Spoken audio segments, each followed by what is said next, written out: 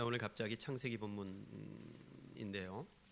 이사야는 다음 주 또 그 다음 주에 이어가도록 하겠습니다. 실은 오늘 말씀 이 본문과 내용은 두 주 전 금요일 매일 성경 본문의 말씀이었고, 그날 금요 기도 모임에 간략하게 전했던 말씀을 조금 더 보완해서 준비한 말씀입니다.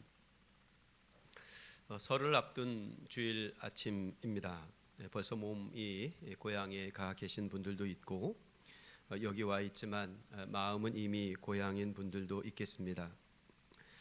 설이나 추석 같은 날들은 대부분의 사람들에게 즐거운 명절이 됐지요. 귀성이나 귀경길 도로 사정이 녹록지 않지만 또 명절 음식을 차린다거나 여러 사람을 만난다는 게 불편하고 때로 부담스러운 면도 없지는 않겠습니다만, 그래도 명절은 명절이어서 환하게 웃으면서 설날 아침을 맞게 될 겁니다. 그런데 명절이 더 외롭고 또 더 어려운 사람들도 있지요. 평소에는 그냥 저냥 지났던 일상인데 명절이 되면 갈 데도 없고 또 찾아오는 사람도 없습니다. 잊었던 외로움, 애써 외면했던 홀로의 현실을 맞닥뜨리게 되면 명절이 기쁘질 않습니다. 차라리 없었으면 좋을 명절 같기도 하지요. 까치까치 설날, 즐거운 명절이라지만 명절에도 눈물 나는 사람들이 있습니다. 살다 보면 웃을 날도 있고 또 우는 날도 있습니다. 우는 날 없이 그냥 웃는 날로만 살고 싶은 게 우리의 본성이겠습니다만 어디 그게 쉬운 일일까요? 한껏 웃으면서 살다가도 울 일을 만나면 웃던 일을 까맣게 잊고 삽니다. 이를테면 욥, 우리가 잘 알고 있는 그 욥이 울 일을 만나기 전까지의 삶은 웃을 일 천지였습니다. 하지만 울 일을 만나고 나니까 그간의 웃을 일들이 도리어 서럽고 괴로운 일이 되었습니다. 오늘 아침에 아무리 좋은 일을 만났어도 오늘 저녁에 괴로운 일이 있으면 그날 하루가 엉망이 되어버립니다. 그런데 그건 거꾸로도 마찬가지인 것 같아요. 한평생 눈물에 젖었더라도 나중이 편안하면 괜찮은 인생이 되기도 합니다. 요셉이 그랬습니다. 총리가 되기 전 요셉의 인생은 엉망진창이었습니다. 아라비아 상인들의 손에 팔려갈 때 요셉은 소풍 떠나는 마음이 아니었을 겁니다. 누명을 쓰고 옥에 갇혔을 때 요셉은 안방 아랫목에 앉아 있는 것 같지 않았을 거란 말입니다. 술 맡은 관원장에게 잊혀 만 2년의 시간이 흘렀을 때 요셉은 아무 일 없었다는 듯 맘 편히 지내지 못했을 것 같다는 말이죠. 그러다가 애굽에 찾아온 형제들 앞에서 내가 요셉이라고, 나는 요셉이라고 자기 정체를 밝혔을 때, 혹은 요셉을 만난 후에 지금 죽어도 족하다 하시는 아버지 야곱의 말을 들었을 때 요셉은 지난날의 슬픔을 곱씹지 않았을 겁니다.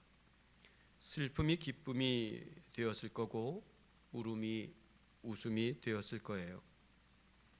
그렇게 요셉은 끝이 좋은 사람이었고 그 좋은 끝이 지난날의 좋지 않음, 그 험한 세월의 아픔을 너끈히 이기게 했습니다.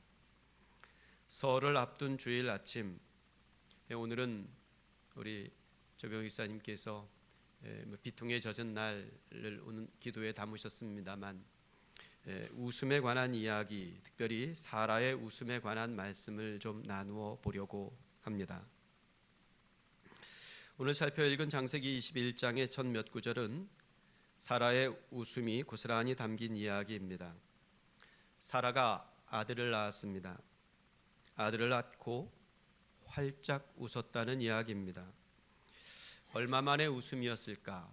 혹시 창세기 21장 지금 사라가 웃고 있는 이 웃음이 얼마 만의 웃음이었을까를 생각해 보셨는지요?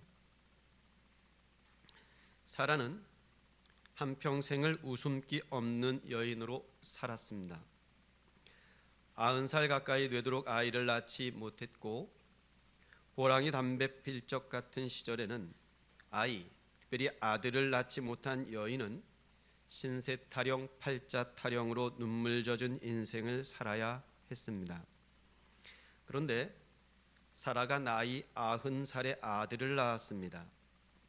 그간의 그늘진 얼굴을 펴고 활짝 웃음기를 띠게 된 이야기, 그게 창세기 21장에 담긴 구절들입니다. 실은 사라의 웃음이 처음 있는 일은 아니었습니다. 이태전 이맘때쯤 사라가 웃은 적이 한 번 있었어요. 그런데 그 웃음이 참 묘했습니다. 하나님께서 천사들과 함께 아브라함의 집을 방문하셨을 때였죠. 그때 아브라함의 나이가 99이었고 사라의 나이도 89이나 되었습니다. 사라의 몸에서 여자의 생리가 끊어진 지가 아주 오래되었고 자식을 낳을 수 있는 몸이 아니었습니다. 그저 있는 자식 이스마엘이나 잘 길러야 하겠노라 여기며 살았을지도 모르지요. 그때 하나님께서 아브라함에게 내 아내 사라에게 아들이 있을 것이라 하시는 말씀, 그 말씀을 사라가 엿들었습니다. 그 말을 엿듣고 사라가 웃었어요. 그게 묘한 웃음입니다. 사라가 왜 웃었을까요? 사라가 웃은 까닭을 우리가 이해하는 게 크게 어렵지는 않습니다. 먼저 아이를 낳기에는 사라의 몸이 너무 늙어 있습니다. 89이면 우리 교회 한나회 어머님들 연세인데요. 제가 우리 교회에서 20회 넘도록 목사 노릇하면서 갖가지 소식을 많이 들었습니다만 아직까지 한나회 어머님들 중에 아이를 낳았다는 소식, 그런 소식은 들어본 적이 없습니다. 그 연세의 여인 몸은 아이를 가질 수가 없습니다. 이미 여인의 생리가 끊어진 지 오래된 몸이 아닙니까? 나만 늙었습니까? 남편 몸도 늙기는 마찬가지입니다. 아닌 말로 좀 송구스러운 말씀입니다만 여자보다 남자가 더 빨리 늙지 않습니까? 게다가 지금 내 남편은 나보다 10년을 더 늙어 있습니다. 내년이면 100살 먹은 노인이 되는 남편이에요. 그런데 어떻게 아들을 낳는단 말입니까? 하나님도 가끔씩 저렇게 농을 치시나 보다 피식 속으로 웃어버린 겁니다. 피식하고 속으로 웃는 웃음, 그걸 하나님께서 아셨다니까요.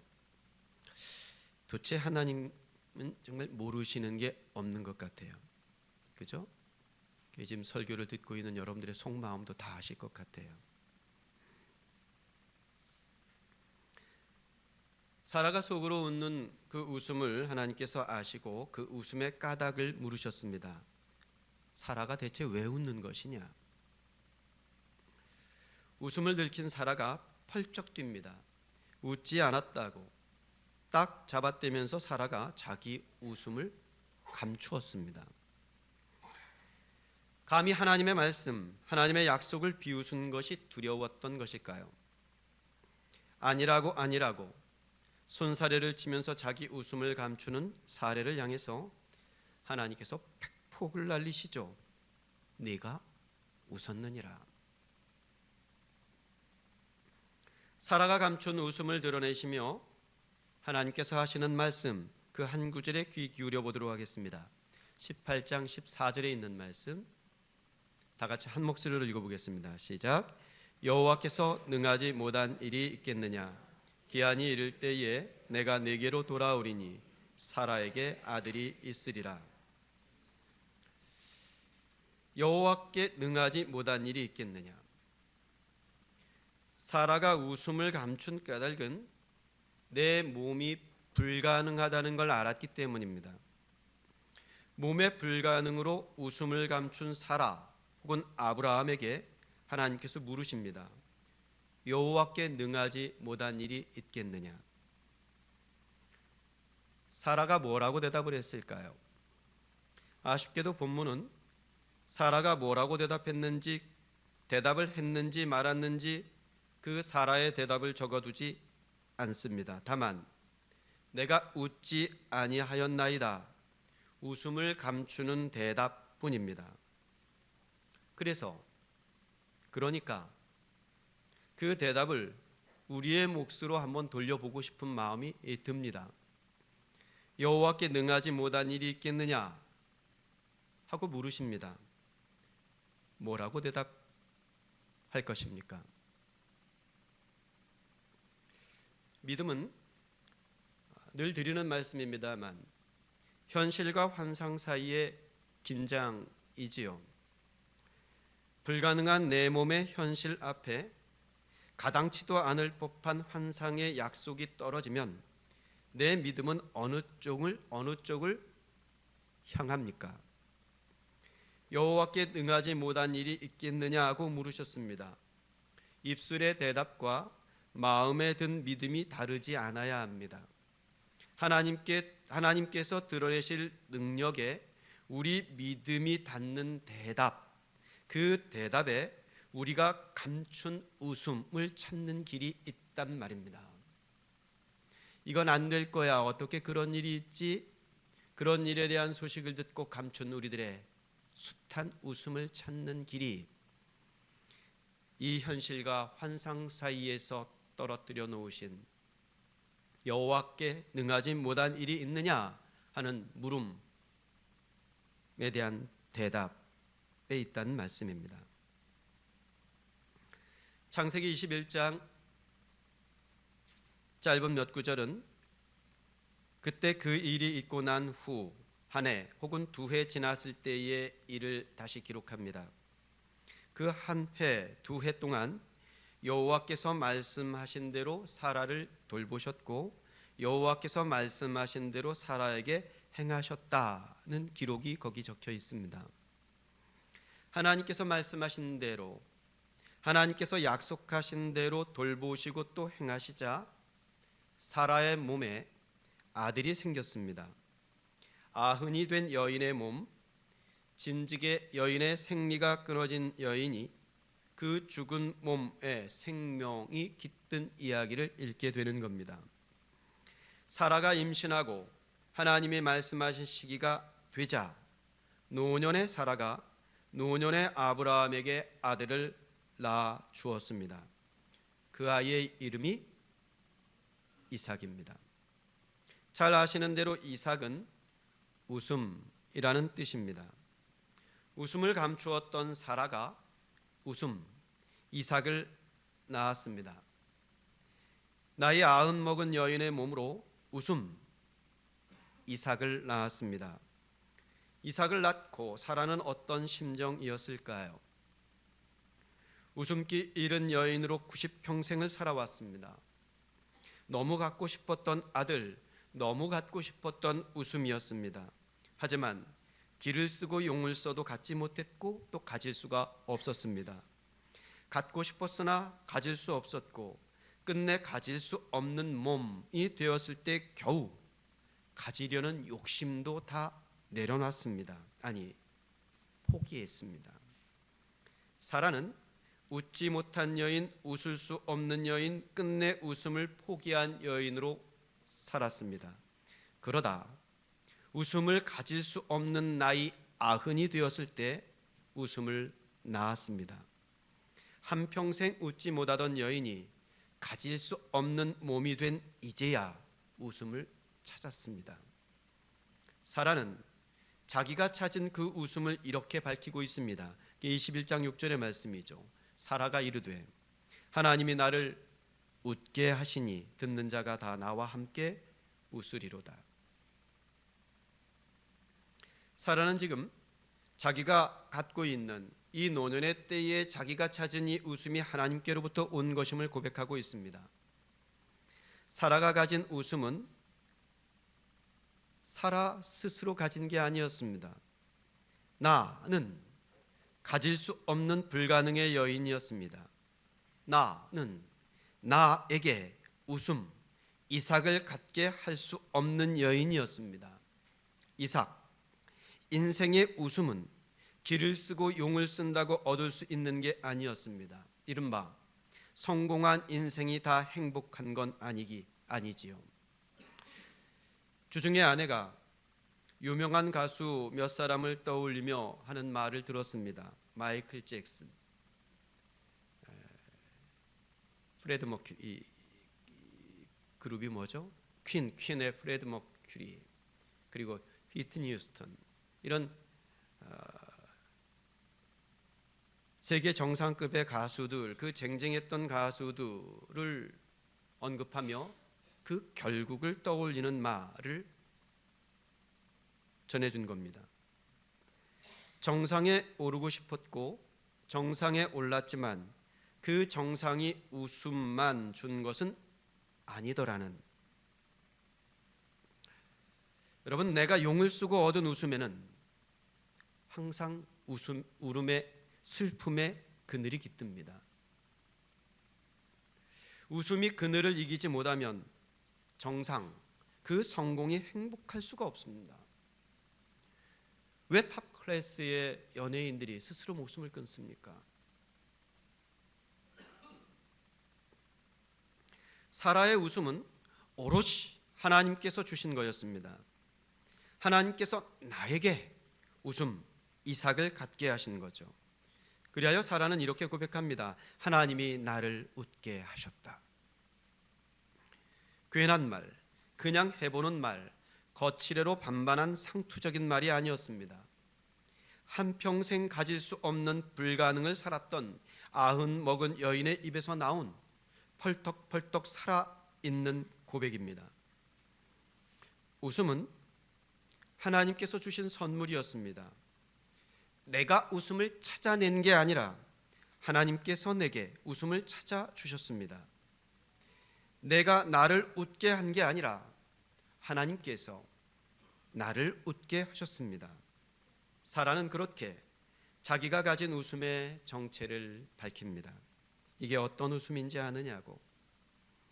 이게 하나님께서 내게 주신 웃음이라고 말입니다.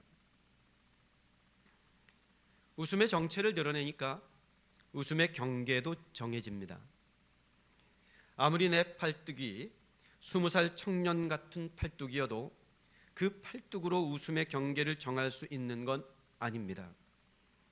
통장에 얼마만큼의 돈을 쌓아두고 사는지는 모르겠습니다만 거기에 찍혀있는 숫자로 웃음의 경계를 정할 수 있는 것도 아닙니다. 하나님 주신 선물의 경계는 하나님 손에 달려 있습니다. 그 경계를 분명히 하고 그 경계 앞에서 겸손해야 합니다. 그래야 웃음이 서러워지지 않습니다. 요즘 어떤 웃는 일로 살고 있습니까? 내가 가진 웃음으로 하나님을 기억하고 살았으면 좋겠습니다. 이 모든 웃음이 어디로부터 난 것인지 웃음의 정체를 밝히며 살았으면 좋겠습니다. 내 손으로 웃음의 경계석을 옮기려 하지 말고 하나님께서 내려주신 웃음의 자리에서 내게 주신 웃음의 영토를 잘 가꾸어가는 지혜가 우리 모두에게 있었으면 좋겠습니다. 사라의 웃음 고백에서 한 가지 대목을 더 주목해 봅시다. 사라가 이르되 하나님이 나를 웃게 하시니 듣는 자가 다 나와 함께 웃으리로다. 사라의 웃음은 이제 사라만의 웃음이 아닙니다. 이 소식, 이삭의 소식을 듣는 자들은 저마다 다 나와서 사라와 함께 웃는 자들이 되었습니다. 이삭의 소식을 듣는 자들이 왜 사라와 함께 웃고 있을까요? 그들이 지난날 사라의 웃음과 사라의 울음과 함께 울었었기 때문이 아닐까요? 우리 신갈리 선교사님께서 저 뒤에 마스크하고 계신데 독감이 걸리신 거죠? 며칠 큰 고생을 하시고 조금 기운을 차리신 것 같습니다. 우리 신갈래 선교사님께서 FMB 총무 일을 하고 계신데 이게 경무거든요. 그래서 여러 가지 일에 이렇게 좀 일이 너무 많으니까 몸이 상하지 않을까 이렇게 염려가 되었었는데 결국 몸져 누우셨습니다. 한 달 전쯤엔 저도 감기가 들어서 며칠 고생을 했더랬는데요. 이 감기라는 이 병이 고약한 데가 뭐 약 먹는다고 똑 떨어지고 그러질 않잖아요. 그래서 약 먹으면 일주일 가고 약 안 먹으면 7일 가고 이게 이제 감기의 증상입니다. 그래서 피치 못하게 며칠 고생을 하게 되는데 그중 몇 날은 아주 호되게 앓습니다. 그중 고약한 건 밤잠을 못 이루고 앓을 때입니다. 밤새 끙끙 앓다가 겨우 고비를 넘기죠. 그렇게 고비를 넘기고 나면 제일 좋아하는 사람은 누굴까요? 제가 끙끙 앓다가 고비를 넘기면, 우리 신갈렙 선교사님께서 끙끙 앓다가 고비를 넘기면 누가 제일 좋아해요? 아무도 안 좋아해요? 사모님이 제일 좋아하셨을 겁니다. 저도 그렇습니다. 제 아내가 제일 좋아했습니다. 어쩌면 앓다가 조금 나아진 저보다도 곁에서 끙끙 앓고 있던 남편이 좀 나아진 걸 바라보았던 제 아내가 더 좋아하는 것 같았어요. 왜냐하면 아내는 제가 감기로 끙끙 앓는 동안 쿨쿨 쳐 잠자지 않았기 때문입니다. 아내는 제가 끙끙 앓는 동안 같이 끙끙 앓아주었습니다. 함께 끙끙 앓으니까 고비를 넘긴 남편을 보면서 제일 좋아하게 되더랍니다. 그런 거죠. 사라가 이삭 웃음을 가졌다는 소식을 듣고 그들이 함께 웃었습니다. 함께 웃은 까닭은 그들이 그동안 사라의 눈물, 사라의 탄식을 못 본 척 하지 않았기 때문이겠죠. 그들은 사라가 웃음길을 잃고 살아가고 있을 때 자기들끼리 낄낄거리지 않았습니다. 그들은 사라가 탄식하며 괴로워할 때 같이 안타까워했습니다. 그러다가 사라가 웃음을 갖자 비로소 함께 웃었습니다. 그게 가족이고, 그게 교회고, 그게 공동체고, 그게 하나님 나라입니다. 무엇보다 하나님께서는 우리가 아플 때 같이 아파하십니다. 또 우리가 웃을 때 같이 웃으신단 말입니다. 십자가에 달리신 당신의 아들을 보면서 꼴 좋다고 비아냥거리거나 그것도 못 참느냐고 핀잔하시지 않습니다. 하나님께서는 십자가에 달린 아들을 그냥 내버려 두지 못하시고 그 십자가로 달려가 같이 매달려 아파하십니다. 우는 자들과 함께 울라 하셨고 또 웃는 자들과 함께 웃으라 하셨습니다. 누군가 눈물 짓는 일 생길 때 그냥 속으로, 겉으로는 차마 그러지 못하더라도 속으로 꽃이다.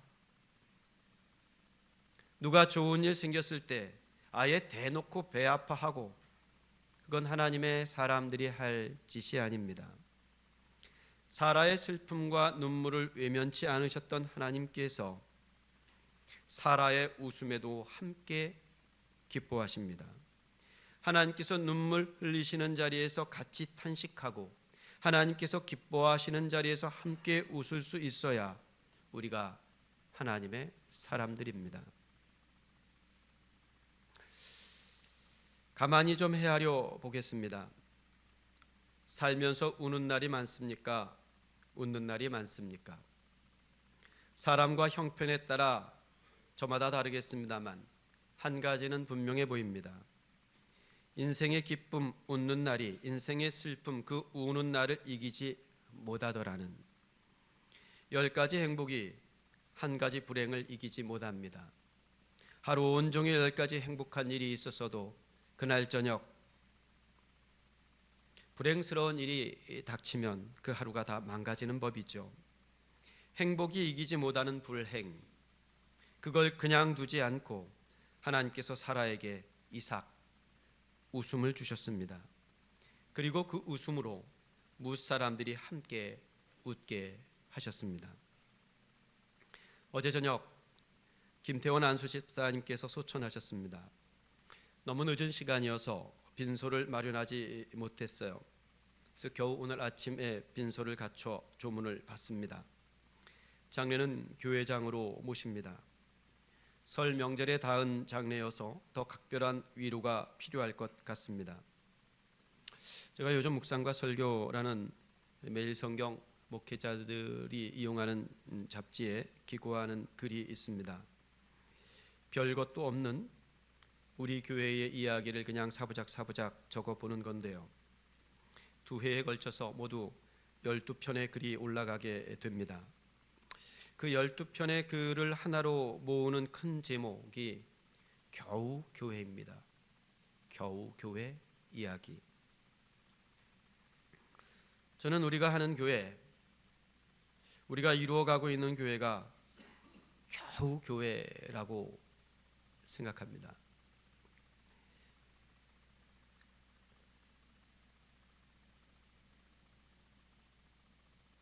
아주 큰 교회들이 보자면 에게 이런 놀리는 것 같은 겨우이기도 하고, 술술 쉽게만 가지 못하고 때로 힘에 부치는 겨우이기도 합니다. 우리가 겨우 교회를 하고 있습니다만 그렇다고 해서 숨막히는 교회를 하고 있는 건 아닙니다. 힘없고 시시한 교회지만 우리 스스로 시시함을 자처하고 시시함을 자랑할 수 있는 교회이지요. 다시 기억할까요? 시시한 교회, 시시한 목사, 시시한 청년 되겠습니다. 그런 교회입니다. 그 자처함과 자랑함은 어디서 오는 걸까요? 저는 그 힘이 함께에 있다고 봅니다. 얼마 전에 누가 저에게 그런 말을 해요. 우리 교회는 평소에는 잘 모르겠는데 누구에게 무슨 일이 생기면 어디서 그렇게 몰려드는지 우르르 몰려들어요. 그 자랑처럼 얘기를 하더라고요. 특히 장례가 그렇대요. 교회가 장례가 생기면 우리는 벌떼처럼 몰려듭니다. 누가 그러라고 그런 것도 아니고 가자고 그러는 것도 아닌데 그냥 그렇게 몰려듭니다. 그래서 연세 드신 어머님 아버님들께서 그 모습이 그렇게 좋으신가 봐요. 그래서 대놓고 말씀하십니다. 나는 죽어도 우리 교회에서 죽을래. 이렇게 말씀을 하시더라고요. 우리 어머님들 저한테 여러 번 그 말씀하셨죠? 죽어도 우리 교회에서 죽는데.